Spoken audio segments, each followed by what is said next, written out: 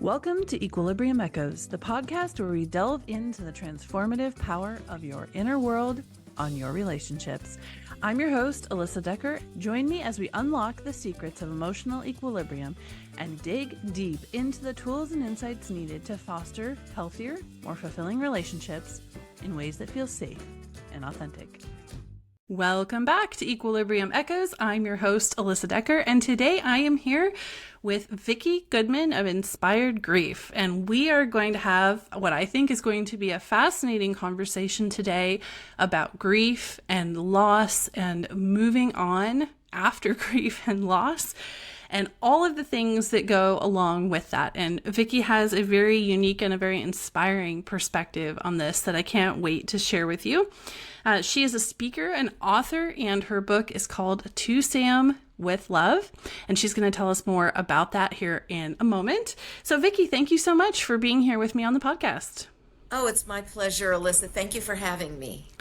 Absolutely. So tell us a little bit about yourself, maybe like a brief synopsis of who Vicki is and how you got where you are today.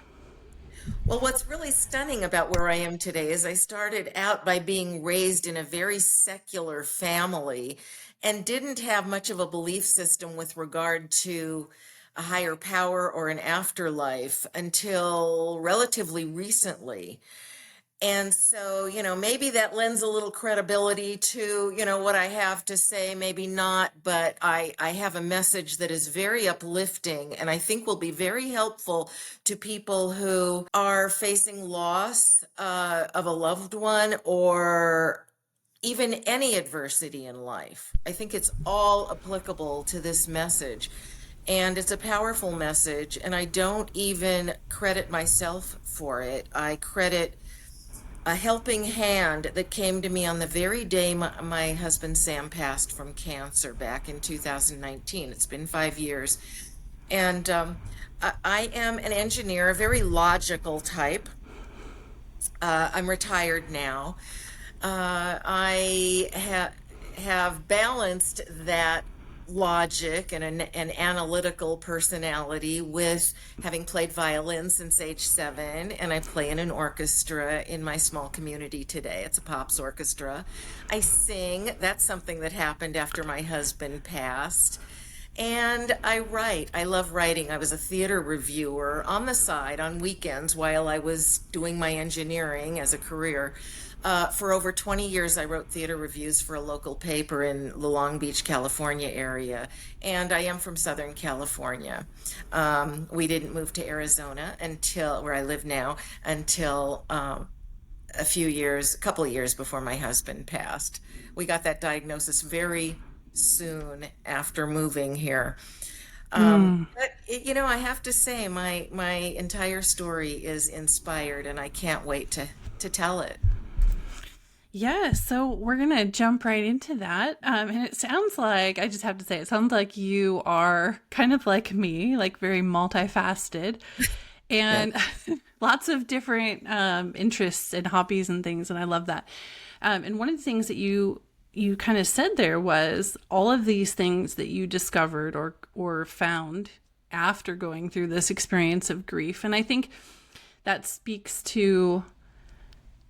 I wanted to point that out because I feel like it kind of sheds a little sneak peek at where we're going, is that there is so much life after grief. There is. In fact, the helping hand that came down to help me, guide me forward, I was really aware of something going on outside of myself for the first time in my entire life. On the day Sam passed. It was unseemly that it happened so quickly because I thought, I was flooded with optimism. And this was the love of my life who passed from cancer. And on that day, to be flooded with optimism was kind of unseemly. And my first instinct was to push it away. But I thought, I was so strong during our 2-year ordeal from diagnosis to Sam's passing. And I took good care of him, which is not my skill set, but I really rose to the occasion, I have to say, and I took good care of him toward the end when he needed taking care of. And I thought, okay, with all that being the case, if good things want to come my way, even on the day Sam passed, maybe I should let them. And it turned out to be the best possible decision I could have made. Insights started coming my way. Again, I don't credit myself. They were coming from God. And as I said, I didn't have a strong belief system in that area. So it took me a while to sort of work out what was going on. And I'm so glad that I did. I'm so glad I paid attention to this instead of pushing it all away because it seemed too soon. But I now know that too soon is part of the cultural conditioning that is so strong in our culture that teaches us to and encourages us to awfulize death and loss and not think about the fact that God has a plan for each one of us and that that plan includes, in most cases, one spouse, let's say, passing before the other one. And that what that means is that there is more life for the surviving spouse to live, more things for them to experience and learn, and maybe to teach others. I have to tell you, Alyssa, that this experience of mine is so not me, or at least the me of the past. I've always kind of felt guilty that I've never been inspired to volunteer or to help others. And now I'm on this almost full-time campaign to speak to podcast audiences and speak to in-person audiences and speak to radio audiences in two cases. And to write a book about my experience, all in an effort to help others see things in a far more optimistic light, and so that they can move on guilt-free. So Yeah. there's a message there about how people need not feel guilty moving on as fast as they might want to. People think I love that. Yeah. that people think that there's a right way to grieve and a right way to honor their deceased loved one. There isn't a right way. If there is a right way, it's to move on faster and more guilt-free than they might otherwise have done. Right. And I think it could also be said that the right way is the right way for you. Like there's no standard of the right way, right? What's best for you is the right way. So tell me a little bit more about this. Like your husband passed, you were obviously dealing with some grief, but also finding some hope in that much faster than you anticipated. So what did that journey look like? Break it down for us. Oh, okay. I'm glad you asked, because that's a good way to put it. All right. First of all, things started happening. That was multifaceted. Strange occurrences, serendipitous occurrences, if you will, started happening. The first two or three, I thought, okay, this is just coincidence. But after 5 or 6 or 7, actually, I have a list of 7 of them here. I thought, no, there's something to this. Something's going on here. I'm getting messages from the afterlife. For example, on my way to Sam's celebration of life, I actually held 2 of them, one in Arizona in our new community and one in Los Angeles area where we'd come from, a bigger one there. But the first one was the one I had in Arizona. We'd made a lot of friends already. We knew all our neighbors. We'd been socializing with them. And so I decided I better have a celebration of life here. And I had 50 people there. So I couldn't have it at my house. I had to have it at a little venue. So I was on my way to the venue about 45 minutes before the event was to start. And suddenly there's this funny little bright blue car in front of me about a quarter mile from the venue. And up from the roof of that car is a plastic flower, and it's bent back toward me so that I can clearly see it's a sunflower. And the significance of that is Sunflowers were Sam's favorite flower. I don't know that all men have a favorite flower, but he did. He loved them. And I was to have them on each table at the venue for his celebration of life. And there it was, 45 minutes before the start of the event, bent back toward me from this cartoonish little blue car. And I thought, which turned off onto a side street and wasn't headed for the venue anymore, because the first thing I thought was maybe someone, one of my guests will, who knew that Sam loved sunflowers, in honor of Sam, has this thing, coming up from the roof of their car. But no, it turned off onto a side street, and I thought, what are the chances of that? I don't know that I've ever seen a flower sticking up from the roof of a car before. So that was one thing that happened, and there are a number of others. So, and the other type of thing that started happening was opportunities started coming my way. And if I hadn't already made a conscious decision not to pay attention to, or to pay attention to the fact that I was getting all of this optimism coming my way and believing that there was a helping hand, and sort of ignoring by that time, the messages that we always get to do this in a particular way that our society dictates. If I hadn't already decided to ignore those messages, I might not have embraced these opportunities coming my way. Like a friend saying, come to karaoke, you don't have to sing, but it's a great group of people and I think you'd fit in so great and you'd have more friends and blah, blah, blah, blah, blah. So I went to karaoke and it turned out I could sing. And now I sing at public events. I mean, I can really sing. Yeah. I started. And you had no idea for your whole life up until that point? Well, I knew I could carry a tune and had a decent voice, but it had no power. And Sam had told me many times, gee, it's too bad, there's so little power behind it, because it's kind of nice. So I kind of would sing in my car and in the shower, and that was it. And he was right. But somehow getting some tips from the karaoke people about using my diaphragm and them showing me how to do it. And suddenly there was some power behind it too. And I really could sing, and I got better and better.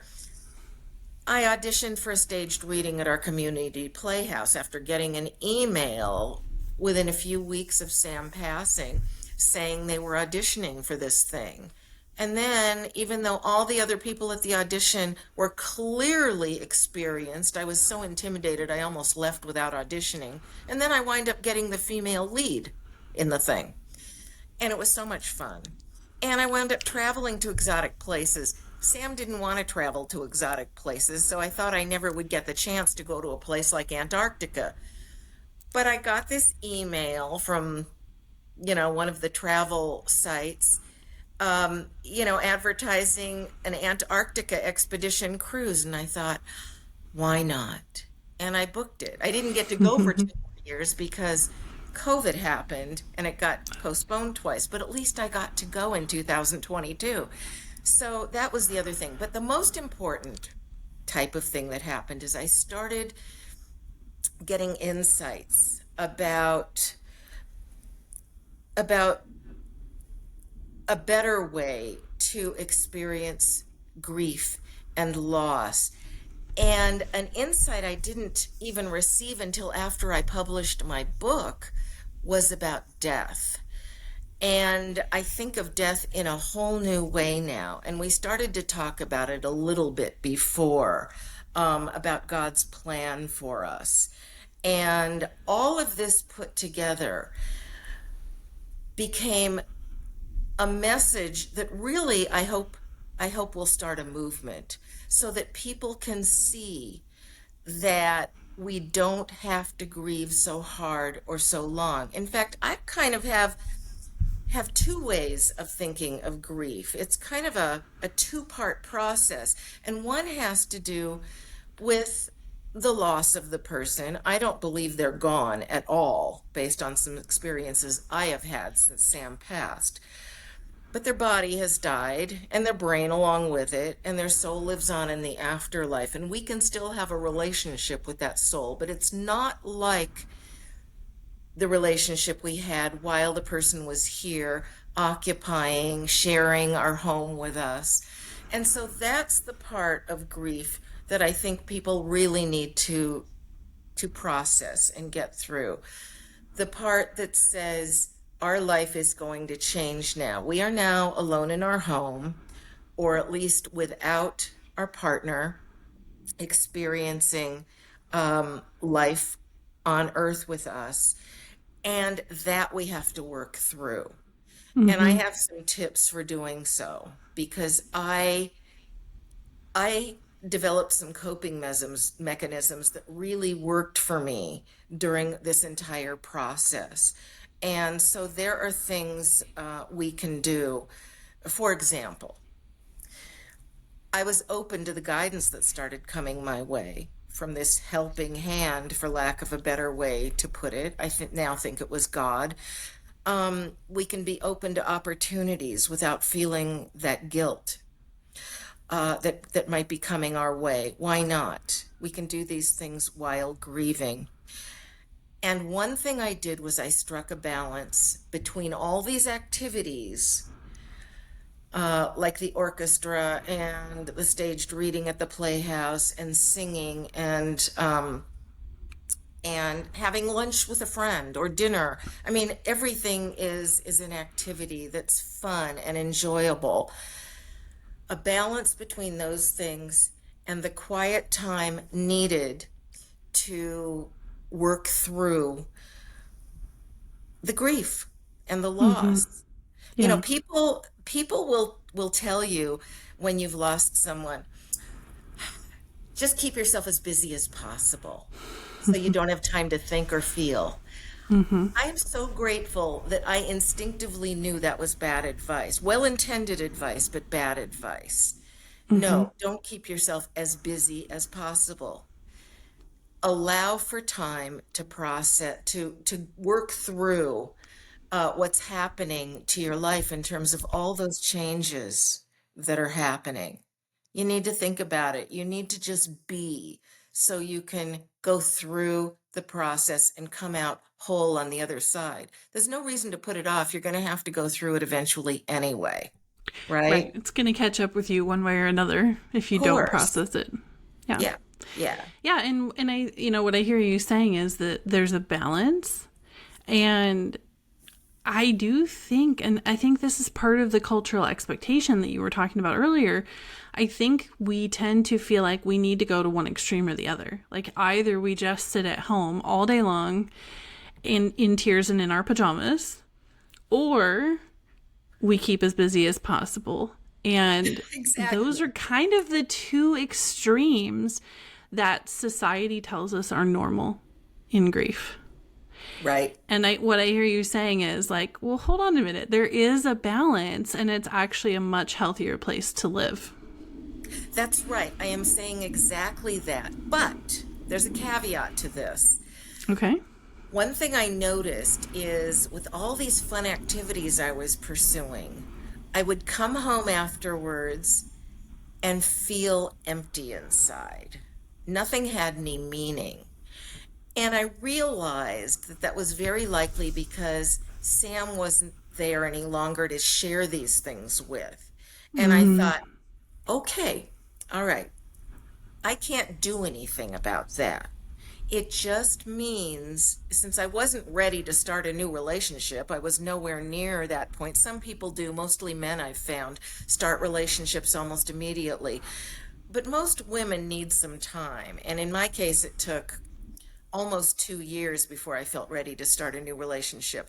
So what I accepted was the reality that, okay, I'm going to do these things, these productive things. I'm going to learn. I'm going to have some fun. I'm going to make new friends.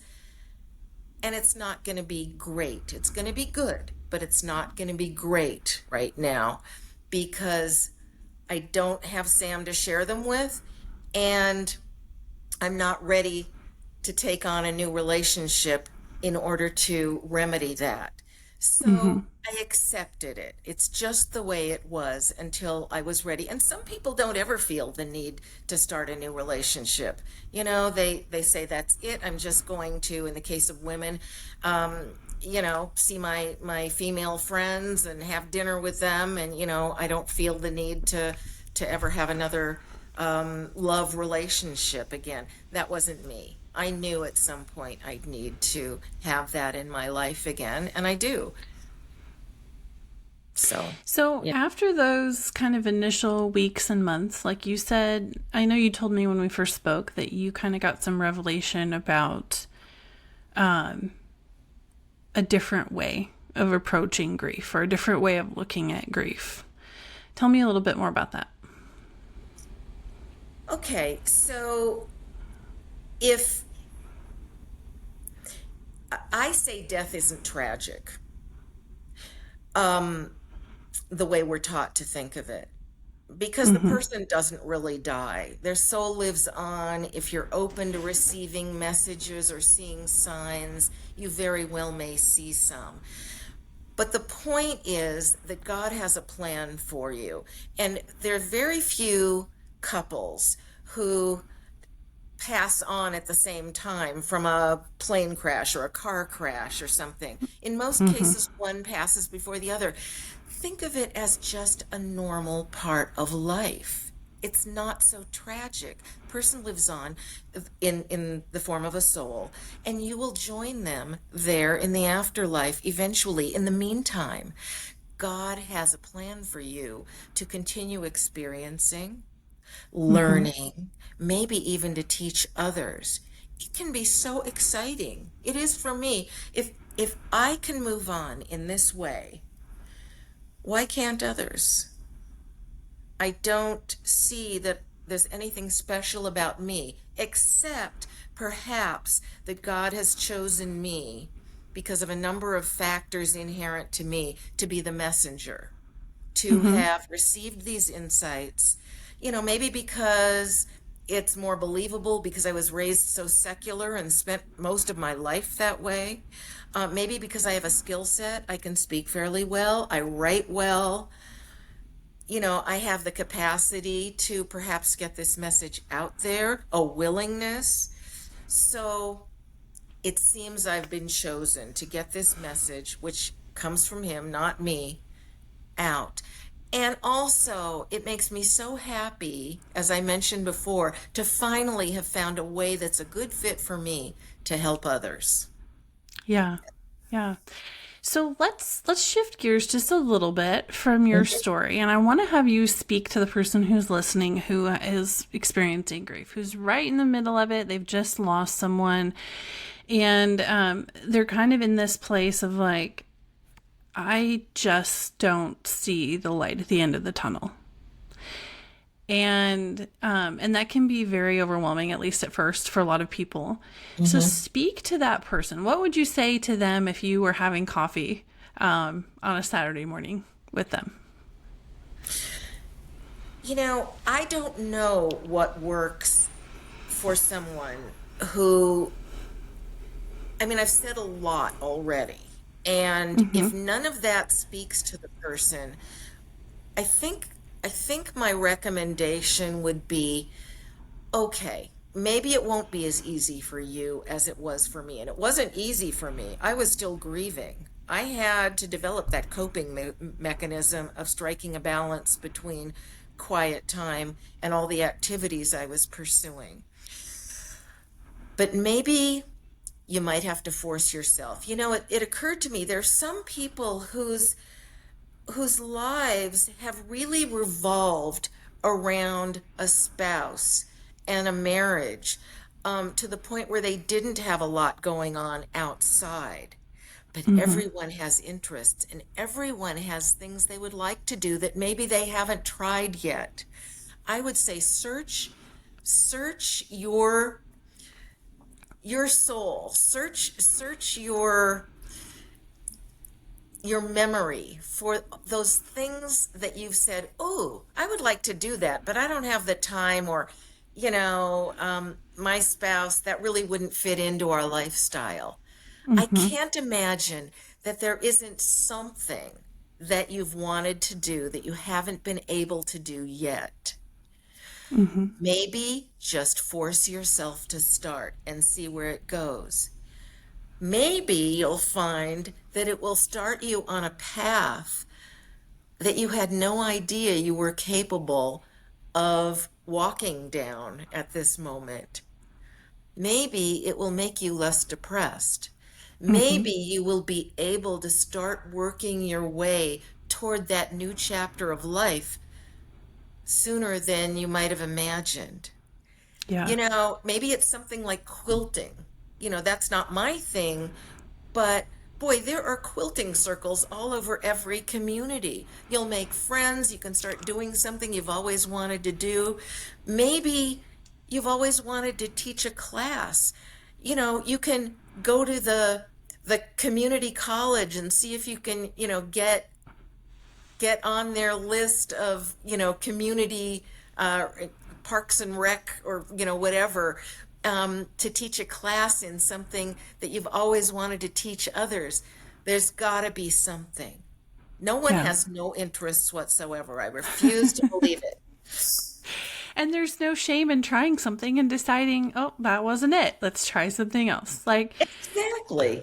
you can walk into a quilting group and be there for 3 weeks and decide, okay, I am definitely not a quilter, and you move on. Like you there is sometimes, especially if you lose someone while you're in the thick of motherhood and you've got a bunch of kids and your life really has revolved around your husband and your home, or you've cared for someone who's ill for a long time.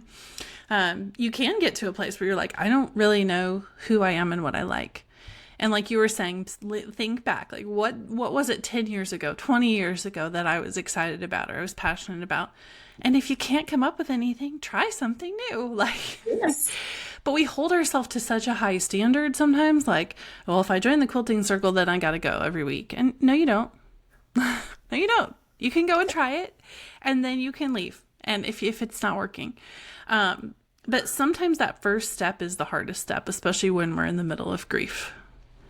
Yeah, that's why I was saying just force yourself to try something. I don't know that it'll work for everyone, but I bet it works for a lot of people. Yeah. To just get yourself out of that mode and trying something new. And one of the reasons that works from a psychological, neurological perspective is because when we are in the same room with other people who have very calm, regulated nervous systems, it regulates our nervous system. Our nervous systems communicate with each other. There's been some really fascinating research on this recently. This is one of the reasons therapy, especially in-person therapy, is so helpful, because a calm, collected, regulated therapist can help their client neurologically regulate themselves. And it happens subconsciously. We're not even aware of it. But when we get into a room with people who are not experiencing grief, people who are experiencing joy, like, it affects us on a neurological level, which I think is absolutely fascinating. But just to add a little note there, that is one of the reasons why this works, is getting out and getting involved in something. Yeah, you're right. I hadn't thought of it that way, Alyssa, but if you can get yourself into a group with people, you kind of forget what's normal. I behaved in some ways after Sam passed, and thinking back on it, I'm thinking, oh no, why did I do that? You don't realize that you're in kind of an altered state. Mm-hmm. And you don't realize some of the things you do. And that's just, you can't really do anything about that. But it speaks to the fact that you're not really aligned at that point with what's normal. Yeah. And when you seek out other people who are not going through what you're going through, you can be, I think, brought back closer to that normalcy so that you can begin to see the light and the way forward. I think that's part of what you were trying to say. Yeah, I think we're saying the same thing on different levels. It's happening socially, it's happening in our mental, like what we're consciously thinking, and it's happening subconsciously, like all those different things are working together.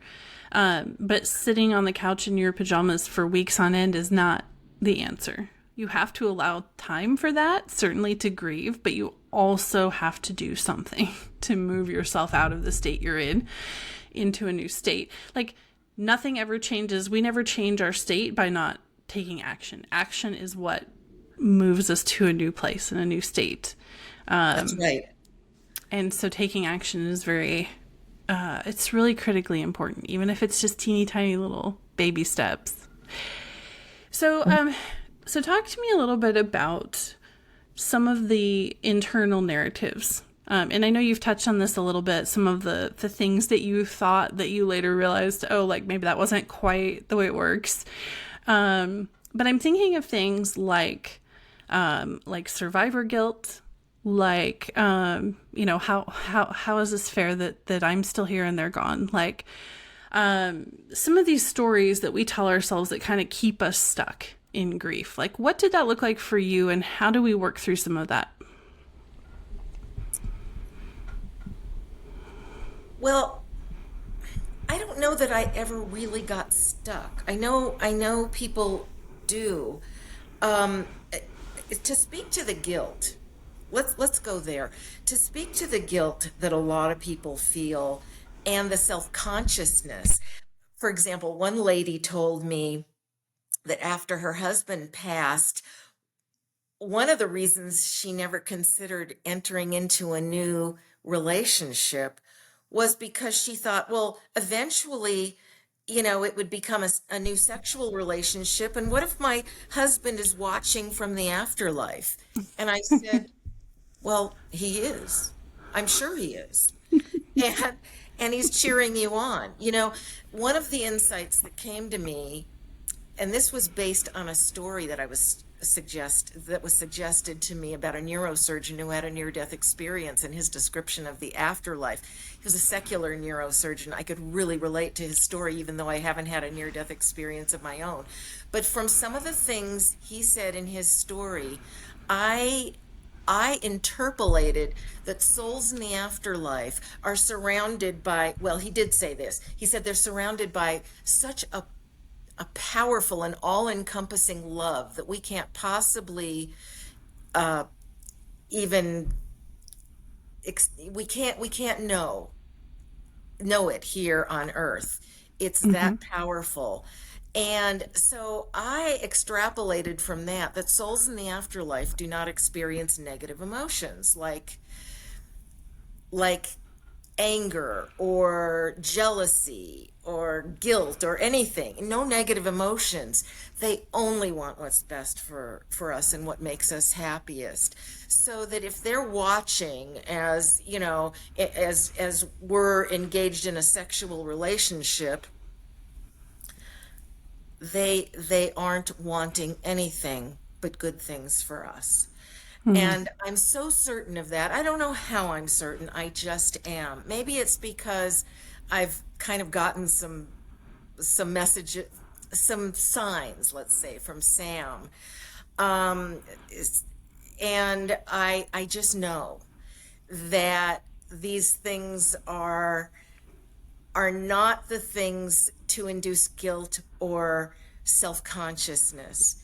They are the things which should be thought of as a way to be happy, to be maximally engaged and focused and productive and experiencing life to the fullest while we remain here on this planet. So I don't know if my message got through to that lady. I hope it did, because we need not feel guilt or self-consciousness about moving on in the best way possible. Right. So that's one thing I would offer up. Yeah, and like you said, if we're here, God still has a plan for us, and I think that's not something that we need to feel bad or guilty about. It just is. No. Like, That's God right. didn't leave us here just to for us to feel guilty about being here. That Right. wasn't his intention. Right. Or to feel self-conscious about anything we might see fit to do Hmm. during our time. So, Yes. I don't think if there's a way not to honor the soul of our deceased loved one, it is not to make the best of the next chapter of life. In fact, I say in some audio episodes I'm going to offer at the end, Alyssa, that, oh, I forgot what I was going to say. Senior moment, I'm 69 years old, so You were, moment. it's okay. You were saying that the way to not honor our loved ones is to not move on, Yeah, to stay yeah, there was stuck. something else I was going to say about it, but that's it. Yeah, I think that is a way we should feel more guilty, or if we're going to feel guilt, we should be guilt about rolling up into a ball and doing nothing and just feeling bad for weeks or months or years. It's kind of funny. The hospice offered a support group that they had for people who have lost loved ones, and I said okay to that, sure, and I started going. The lady who ran it, she was very good, but her husband had passed, I think she said 10 years prior, and she said, I rolled up into a ball and didn't emerge for a long time. I said, how long? And she said to me, 6 years, and she was running the support group. And I thought, no, absolutely not. I didn't say that to her, but I was thinking Right. to myself, no, that is so unnecessary. Mm-hmm. Yeah. So anyway, I think that is the way, if any, to dishonor your loved one is to waste this time that you could be spending doing something so much more enjoyable, productive, satisfying.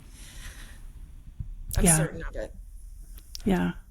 So tell us a little bit about your book and where people can find it, how they can connect with you.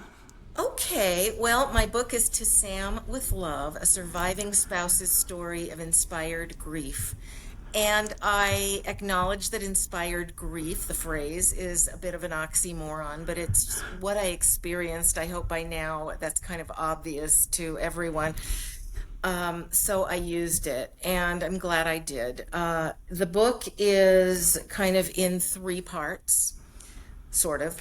The first third, I thought I should give people some information about Sam and a little about myself and our time together. We were married almost 22 years before Sam passed.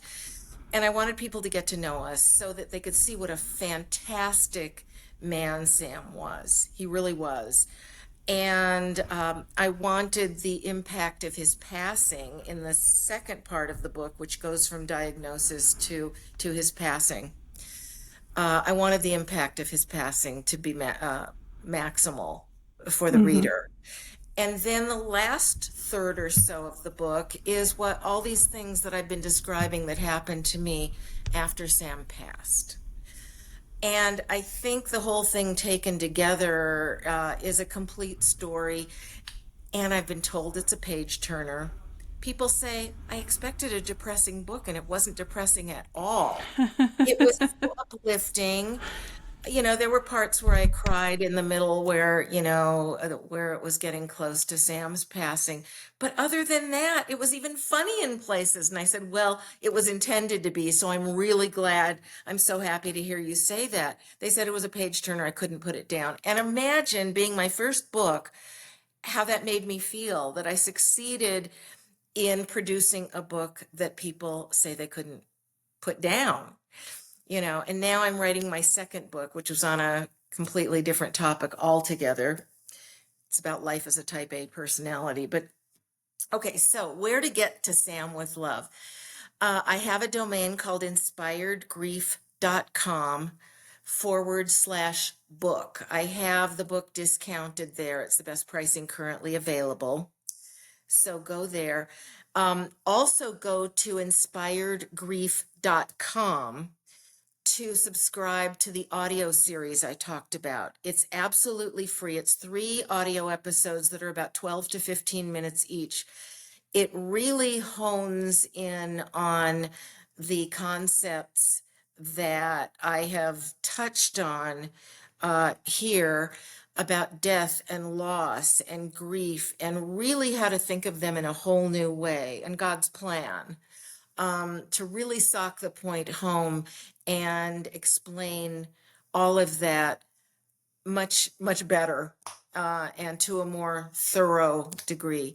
And then I have a website, VickiParisGoodman.com, where I have some blog episodes. There's one, for example, on expanding one's comfort zone and how you don't want to stretch your limits very far, a little bit at a time. And I quote some experts in there on doing that. And it really makes you feel victorious to do something that's just a little outside of what you normally consider comfortable. So, that's another thing people grieving can do, is just stretch their comfort zone a little bit and feel like you conquered the world by doing so. Yes, those little wins. We underestimate that, don't we? How big and how impactful those small steps and those small wins can be in our lives. Yeah. Yes. Well, thank you so much, Vicki, for being here with us and having this conversation. I loved hearing your story, and I think it will really provide a lot of inspiration and hope for people who are dealing with grief. And if you're listening right now and you haven't recently experienced a loss, I'm glad you're listening, because the reality is we're all going to experience that at some point in our lives. Like, what is the joke right now, the meme going around, like, the one thing we can all be certain of is that we're going to die. Like, yeah. Life throws us a lot of curveballs, but that is a certainty for all of us. And so I think the conversation of grief and loss and how we deal with it at some point is going to be applicable to everyone listening. So thank you for taking the time to share your story with us.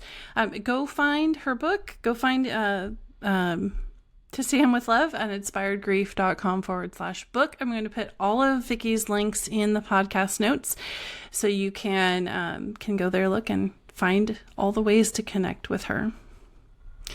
Thank you, Vicki. Thank you, Alyssa. And everybody, go to inspiredgrief.com and subscribe to those audio episodes. They're free. Do it now before you forget. Absolutely. All right. Thanks for listening, everyone. We'll see you next time. Thanks for joining me for another episode of Equilibrium Echoes. If you would like to learn more about the podcast, visit www.coachingwithalyssa.com/podcast. And while you're there, book your free consultation and download the preview of my new book, Marriage is Hard and Other Lies I Believed. I'll see you in the next episode.